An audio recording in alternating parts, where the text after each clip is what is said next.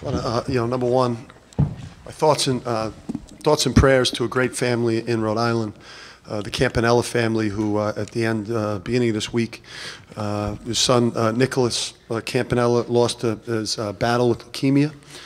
So I want to send my thoughts and prayers to Nicholas and the Campanella family. They're a great family in Rhode Island.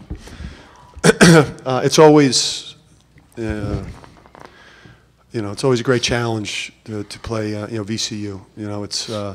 It's a pleasure to compete against them. They've been the model, I guess, mid-major, transcending mid-major program in college basketball for a long time. So, it's a pleasure to compete against their players, their coaches, and then to play in front of their fans, who are some of the best fans in college basketball. Hard-fought game. We knew it was going to be a tough game. Quarterfinal game. You're not really expecting to see VCU in a quarterfinal game in the A-10 tournament. But that was your typical postseason conference game. Whether it's an NCAA tournament or a conference tournament. Both teams are playing for their lives. Both teams obviously were very desperate out there, and we did what we didn't do the other day. Got a lead late, like we did against Davidson on the road, almost in the same exact situation, up 6 with around 40 seconds or so, and then showed who we've been the whole year, and came through in the clutch. So we're excited to move on to the semifinals and play the winner. Questions for the student athletes? Please raise your hand, gentlemen on the aisle. Yes, Dowden, talk about your migration from 2 guard to point guard. It's come along well, and you've embraced it. Coming from a 2 guard to a point guard, I had to really change my game a lot. So I just been practicing on getting to the paint, giving my teammates open shots, and just being a leader on and off the court. I think it's really helped me out a lot. Question up here in the front. And if we could get some box scores up here on the front, please, that would be helpful. Jeff, how much did coming to the A-10 tournament last year and playing deep into March help you in this game? It really helped me a lot. It gave me a lot of confidence knowing that March is really when all the big players really step up and just make their game just grow even more. So like last year was kind of a coming out party for me, and I just love March. All the best players come on and do what they have to do to win. So I feel like I did that today. Questions? Questions for the student athletes, right here in the plaid, please.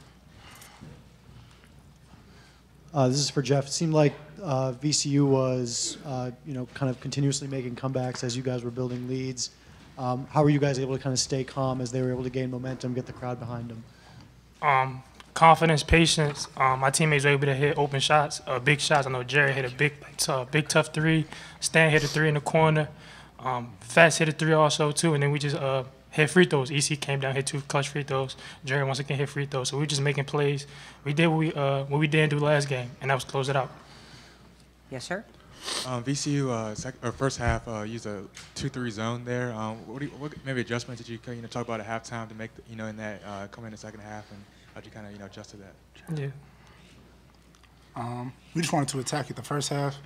We just kept rotating around the perimeter, not really trying to get in gaps, not trying to hit the high post. And second half, we set screens, got into the paint, we were able to share the ball, and that's when we were able to make shots. Go ahead, in purple. Jared, the stretch there at the end of the first half, the timeout, the big defensive stand, and then Fats' 3, just how important was that to keep the positivity and keep that energy in the huddle going at the end of that half? No, we pride ourselves on defense. That's what we work on every day in practice. And it showed today. We got stops, we rebounded the ball, and we made shots at the end of the game, and we closed out with free throws. Other questions for the student athletes? Nope. I'm going to release you, gentlemen. Thank you very much. You can go back to your locker room. For those of you who need additional interviews, you may head that way. And now we'll take your questions for Coach Hurley. Right here on the aisle. Mm-hmm. Coach, Daniel Frank from A10 Talk. At one point in the second half, you guys were 3 of 11 from the foul line, and then down the stretch, you did hit, I think it was at least 3 or 4 to close the game out. What are your thoughts on free throw shooting as you head into March? Yeah, I mean, that's, just something. It's about routine. It's about confidence. It's about being comfortable. That it's kind of it's so different than any part of the game, and it's been a little bit of a mental block for us at the end of the season. And it hadn't been throughout the year. But we obviously struggled with it. Maybe that was a little bit of the a little bit of the residue from the Davidson loss on the road, up 6, 40 seconds to go, missing 3 front ends, having the game won and kind of giving it away.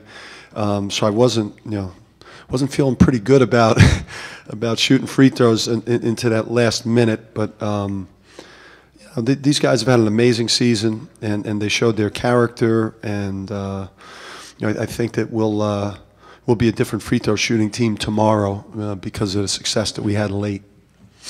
Gentleman in the back first. Right there, yeah.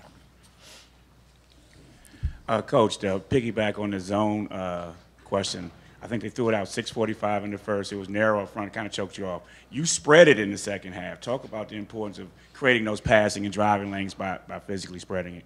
Yeah, I mean, listen, we watched like 6 VCU games. I've probably watched 15 VCU games this year. With the first game, cross scouts, and then playing again today. Like I haven't seen them play zone like one possession. So yesterday, obviously, if we would have played Dayton, it would have been a lot bigger part of our preparation. It's rare that you see a team that presses and plays pretty aggressive man, and then gets into a zone defense. I thought we handled it obviously a lot better in the second half. We were a little bit surprised to see it. On a short prep, it was tough, but these players made tremendous adjustments in the second half. Yes, sir. What kind of impact did Tillman picking up his 4th foul with 10 minutes to go have? Yeah, I mean, it definitely had an impact. Definitely had an impact on the game. He was living at the free throw line. Just living there. And wasn't always converting, but he put us in a ton of foul trouble. By drawing contact and then shooting and then getting the call. So. He's a heck of a player. We made some mistakes. Defensively. We didn't guard him anywhere near as well as we guarded him the first time. We got stuck behind a lot, and again, we just didn't think. We wanted to make him work for his twos. We felt like the only way that we could lose this game would be if we gave up a high number of threes to them.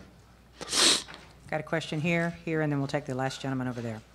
Dan Bilcott with the Providence Journal. How much more value maybe does a win like this, where you get a push and you're challenged and you lose the lead, how much more value does a win like this have in March as opposed to maybe November or December? Yeah, I mean, we haven't had that much adversity this year. Like we had the injury issues for a while with EC and Cyril Langevin, who missed a significant part of critical games for us.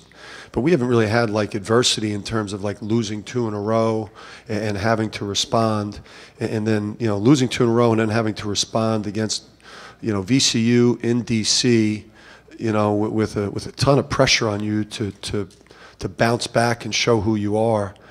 I just think it was exactly the type of game that we needed, and we needed it to be tight, and we needed to get back to that free throw line today. And show some guts and some nerves and close it out. Go ahead, sir. Fats hit a few timely threes today, including the one at the end of the first half. How big has he been for you off the bench all season long? Fats is good. Hey, listen, if Fats Russell played at just about any other team in our league, he would have been vying for Rookie of the Year. That guy is special. You just in coaching, you recruit guys, and when you watch them during the process, and then once they get on campus, you look at them day in and day out, and you see that they just have special things about him or about them, and and he is one of those guys. Again, if he was on a different team that wasn't so loaded at guard and wasn't such a deep team, if he averaged 30 minutes a game, 35 minutes a game, like some of the other top freshmen in this league, his numbers would have been identical, and he would have been vying for that award. But he sacrificed the whole year. And I don't know if there's a rookie in the league this year that had more clutch performances in big games. His game versus Providence, his game versus Seton Hall at Barclays. Those were clutch performances to get us in this at-large position. Without those performances from him in high-leverage games, not meaningless games in January or February where you're playing for 10th or 11th place or 5th place, this guy was a monster for us when EC went out, and in large part saved our season. Last question. Hey, Coach. Matt Shelton from VCURamNation.com. VCU has found themselves in a bit of a rebuild for the first time in a while, which is clearly something you went through and taking over Rhode Island. I'm just wondering, what are some things with this VCU team that you've seen as someone who has rebuilt the program from this young Rams team that makes you think they'll be back playing you, not in a quarterfinal, but eventually in a final or something like that? They've got really, really good young players. I know that Mike's going to recruit well. Obviously, it all comes down to, recruiting and recruiting the right people. Obviously, they're losing two amazing seniors. Justin Tillman's, one of the best players I've coached against since I've been in this league. I couldn't have more respect for a player in terms of his competitiveness and winning attitude than Jonathan Williams. So losing those two guys is going to hurt. But they've got some really outstanding young players in Van and Jenkins, Mobley, Sims, Crowfield. I mean, they've got some young guys they're going to develop, and then obviously it all comes down to recruiting the same level of guys that they've had in this program. Shaka and Will and Mike will continue to do it. Coach, thank you very much. Thank you. For those of you who need additional interviews, I suggest you head back to the Rhode Island locker room, and we will have VCU in here momentarily.